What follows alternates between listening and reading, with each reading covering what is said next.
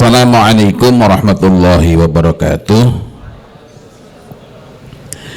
Innal hamdalillah wassalatu wassalamu ala Rasulillah wa ala alihi wa ashabihi wa mawalah. La haula wa la quwata illa billah. Rabbi shrah li sadri wa yassir li amri wahlul 'uqdatam min lisani yafqahu qawli. Ma ba'd. Saudara-saudara sekalian, Bapak Ibu yang saya hormati, alhamdulillah rupanya slide-nya tak terbawa. Tetapi ini sekaligus pelajaran bahwa alhamdulillah juga bahwa materinya ada di sini. Kalau di luar kepala itu repot ya, karena begitu nggak terbawa ya hilang juga materinya. Kalau khusus berkenaan dengan gimana menyiapkan anak-anak usia 5 sampai 7 tahun, usia 8 sampai 11 tahun, apa yang perlu kita berikan kepada anak-anak di dalam mengenalkan mereka kepada gadget, mendampingi mereka agar mereka tidak sampai kecanduan, itu bisa kita perbincangkan. Akan tetapi saya berpikir, kenapa sih menjadi orang tua itu kok rasa-rasanya semakin rumit? Padahal anak itu lahir juga dalam keadaan yang sama dari dulu sampai sekarang maupun masa yang akan datang, semuanya lahir dalam keadaan fitrah. Maka apapun yang ada, perkembangan apapun yang terjadi di masa kini maupun di masa yang akan datang, formulanya tetap. Nah, lalu kenapa ada di antara kita kok kemudian anak-anaknya jadi pada bermasalah? Karena saya khawatir, dan bahkan itulah memang yang saya perhatikan ketika ada orang tua yang konsultasi, karena itulah yang tidak dipersiapkan. Apa itu formula tetap yang telah dipesankan oleh agama kita ini untuk kita siapkan pada diri anak-anak kita?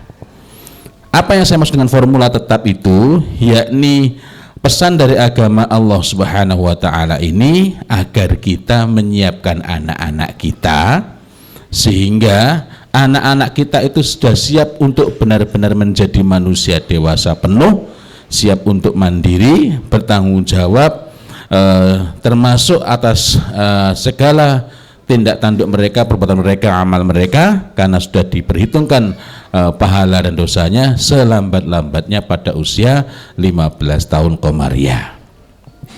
Harusnya pada usia itu anak kita selambat-lambatnya. Selambat-lambatnya itu artinya bisa lebih awal, tapi nek telat ya kebangetan janjane ngono kuwi. Itu sudah betul-betul menjadi manusia dewasa penuh bagi laki-laki seyogyanya. Pemene kita tinggal di Yogya ya, seyogyanya seyogyanya. Anak-anak kita itu sudah siap untuk mencari nafkah sendiri sebatas, walaupun masih sangat terbatas. Nah, pertanyaannya, janganlah jauh-jauh ke anak kita, flashback ke diri kita. Di usia-usia itu Anda sudah bisa mencari penghasilan belum yang laki-laki? Nah, alhamdulillah saya termasuk yang Allah Ta'ala karuniai kesempatan untuk mencari penghasilan sendiri walaupun masih ditopang oleh keluarga, gitu ya. Kuliah juga demikian, sudah bisa mencari penghasilan sendiri walaupun terutama di awal masih ditopang oleh keluarga, gitu ya. Nah, tidak mungkin anak kita itu mencapai menjadi mukallaf yang sungguh-sungguh siap. Masalahnya adalah siap atau enggak tetap diperhitungkan, gitu ya. Tidak mungkin anak-anak kita menjadi mukallaf yang sungguh-sungguh siap kecuali apabila di masa sebelumnya kualifikasi yang diharapkan bagi anak kita itu sudah terpenuhi. Apa itu? Yakni mereka menjadi mumayyiz. Mumayyiz itu apa? Orang yang memiliki tamyiz. Tamyiz itu apa? Dalam kaitan dengan ini adalah orang yang memiliki kemampuan membedakan benar dan salah, baik dan buruk dengan akalnya. Artinya kemampuan akalnya itu membuatnya mampu untuk menentukan ini benar atau salah, ini baik atau buruk, gitu ya. Nah, pertanyaannya, ada enggak anak-anak kaum muslimin ini yang di usia 6 tahun, 7 tahun, 8 tahun, bahkan 9 tahun itu isi urung ngerti apa-apa? Ada enggak? Banyak. Padahal ini bukan semata-mata soal paham, apalagi cuma tahu, melainkan yakin. Keyakinan itu mempengaruhi pola pikirnya, keyakinan itu mempengaruhi sikapnya di dalam menilai segala sesuatu. Nah, kapan anak-anak kita seharusnya menjadi mumayyiz? Selambat-lambatnya usia 7 tahun. Jadi usia 6 tahun, selambat-lambatnya usia 7 tahun, anak kita sudah menjadi mumayyiz. Yang ketika itu tercapai, maka berlakulah perintah Rasulullah SAW kepada kita, yakni perintah untuk memerintahkan, bukan menganjurkan, memerintahkan. Ini perlu kita clearkan, perlu kita perjelas. Perintah untuk memerintahkan. Mafhum mukhalafahnya berarti perintah untuk melarang, juga hal yang sebaliknya, ya. Dengan demikian, pendekatan mendidik dengan menggunakan perintah itu sesuatu yang bukan hanya ada tempatnya, melainkan tuntutan dari agama ini, termasuk di dalamnya melarang. Karena itulah kita perlu memahami ilmunya agar kita dapat memberikan perintah maupun larangan dengan tepat, dengan baik. Nah, anak yang sudah mumayyiz, ini usia 7 tahun, Rasulullah SAW suruhkan kepada kita selaku orang tua untuk menyuruh mereka sholat. Muru sobiyah atau muru auladakum bisolah idza balagha sab'a sinin, apabila telah mencapai usia 7 tahun. Nah, apa kaitannya mumayyiz dengan gadget itu? Gadget itu hanyalah salah satu saja, perkembangan teknologi digital ini hanyalah salah satu saja persoalan-persoalan yang kita hadapi. Kalau misalnya untuk menjadikan anak percaya diri harus disiapkan secara khusus, untuk menjadikan anak kita itu mampu menghadapi tekanan temannya harus disiapkan secara khusus, maka alangkah banyak peritilan-peritilan yang membuat kita semakin pusing. Nah, jadi kalau seorang anak kemudian kita tanya, ini baik enggak baik? Kenapa kok baik? Kan bapak tiap hari pakai, berarti dia belum mumayyiz. Ya. Nah, indikator fisik, penanda fisik dari mumayyiz itu adalah anak mampu melakukan istinja alias bersuci secara sempurna. Misalnya habis buang air besar, habis buang air kecil, dia mampu melakukan istinja itu secara sempurna. Tetapi itu indikator fisik. Artinya kalau belum mumayyiz pasti belum bisa. Tetapi kalau sudah bisa, belum tentu sudah mumayyiz. Kok bisa? Contohnya gini, indikator karyawan yang produktif itu rajin masuk, jarang bolos. Bahkan bukan memang nggak bolos, kalaupun tidak masuk betul-betul adalah udzur syar'i. Rajin, gasik tenan leh nyambut gawe kerjanya itu. Tetapi tidak setiap karyawan yang rajin itu produktif.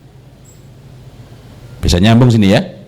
Nah, demikian juga untuk anak-anak kita itu. Nah, lalu apa yang perlu kita perhatikan kalau begitu? Berarti ada masa-masa di mana anak-anak itu perlu kita dampingi agar dia dapat betul-betul memiliki kemampuan untuk memutuskan, untuk menilai, untuk menentukan ini benar, ini salah, ini baik, ini buruk. Dengan apa?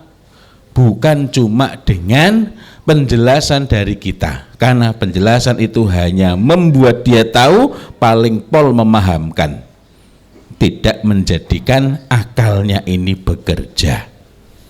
Anak-anak hafal macam-macam, bahkan bisa berceramah, wong memang dilatih. Saya pernah lihat ada anak kecil ceramah itu sedih saya. Kenapa? Wah, iki dudu ceramah iki. Tip recorder rupa menungso. Oh, tanpa ekspresi kok. Kita lalu bangga sama itu. Nah, tidak, dia itu cuma membunyikan, dia tidak kita asah untuk mampu menyampaikan sesuatu dari gagasannya, gitu ya. Nah, Jadi dalam hal ini anak itu memang mampu menilai. Apa faedahnya, apa manfaatnya? Manfaatnya kalau anak sudah punya sikap yang tegas, sikap yang jelas, maka dia tidak mudah terpengaruh. Ya. Wallahu a'lam bishawab. Semoga Allah Ta'ala kokohkan anak ini, Allah baguskan ia di waktu-waktu berikutnya, karena mendidik anak itu bukan hanya setahun 2 tahun, bukan hanya ketika mereka masih kecil terus kita kawal, gitu ya. Tapi yang saya ceritakan adalah sebenarnya malu, karena yang lebih dekat dengan anak ini tiap hari ya ibunya. Wong bapaknya jarum super, dia jarang di rumah, suka pergi, gitu ya.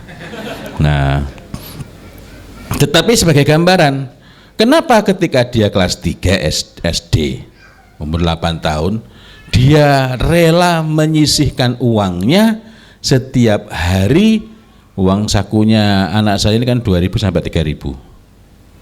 Kalau ada les ada 3.000, kalau nggak ada les 2.000. Disisihkan setiap hari 2.000 sampai 3.000 untuk apa? Untuk beli hewan kurban. Setahun belum cukup, 2 tahun belum cukup. Kenapa? Setahun bayangan sudah cukup, ternyata harga kambing naik. 2 tahun ternyata masih kurang 100.000, mau saya kasih dia nggak mau. 3 tahun baru bisa beli hewan kurban. Nah, poin pokoknya bukan kok bisa begitu. Pertama itu pertolongan Allah, yang kedua apa yang bisa kita petik sebagai pelajaran kaitannya dengan era digital ini, bahwa yang paling menentukan itu bukan sekeliling, rumusnya masih tetap sama. Fa'abawahu, maka kedua orang tuanya lah yuhawidanihi au yumajisanihi au yunasranihi, masih tetap gak berubah. Nah, apa yang paling berperan di situ? Ketika anak itu sudah punya arah, sudah punya sikap, dia yakin dengan itu, maka dia wani getih, berani berpayah-payah untuk mewujudkan apa yang diyakini. Poin pentingnya di sini adalah yakin. Nah, 8 tahun itu bukan usia memulai untuk menanamkan. Kapan dimulainya? Ya pada masa-masa sebelum dia menjadi mumayyiz, sebelum 6 tahun, 4 tahun. Itulah adha, kita jadikan anak bangga, bukan membanggakan diri sendiri. Sangat berbeda. Kalau anak membanggakan diri sendiri, aku hebat, maka anak mudah terkena ghil. Ghil itu apa? Rasa tidak nyaman, rasa ngayel melihat orang lain lebih hebat, atau melihat orang lain hebat sehebat dirinya misalnya. Itu bisa ngayel.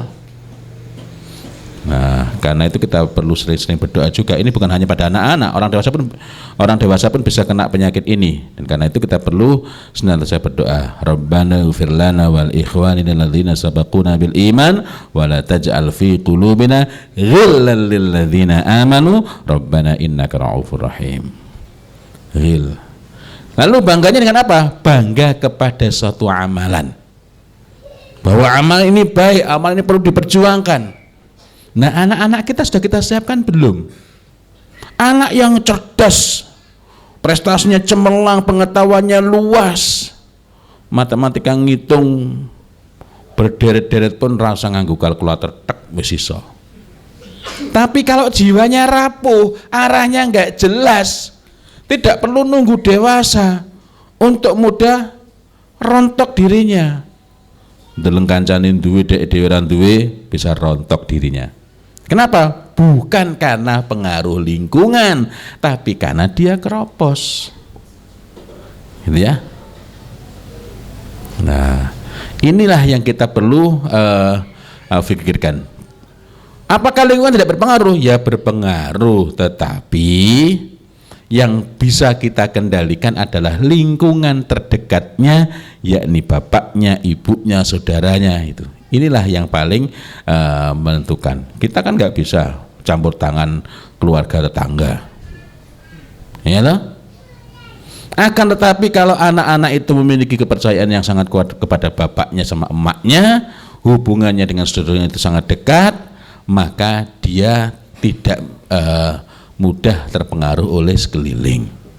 Dan kalau dia itu yakin dengan apa yang dijalaninya, maka dia tidak perlu protes. Kok aku harus berjilbab kok tetangga sebelah enggak, kok temanku enggak? Kenapa? Karena dia tahu inilah yang baik. Nah, sebelum kita hentikan sejenak, saya ingin ngasih gambaran. Ada orang senang bal-balan, itu contoh, bangga dengan amalan yang namanya bal-balan, walaupun dia rasa bal-balan. Apa yang terjadi ketika ketemu sesama penggemar bal-balan? Wah, gayeng, saling ta'awun, saling menolong. Ya enggak? Dia mulai bareng-bareng, walaupun orang anggota tahajud. Ayuhannas mengkubengi final. Wis rampung ya. Maklum di rumah ada TV. Nah, azan terdengar, insya Allah nanti ba'da isya kita lanjutkan perbincangan mengenai mempersiapkan anak untuk menjadi mumayyiz. Mudah-mudahan perbincangan kita bermanfaat dan barokah. Assalamualaikum warahmatullahi wabarakatuh.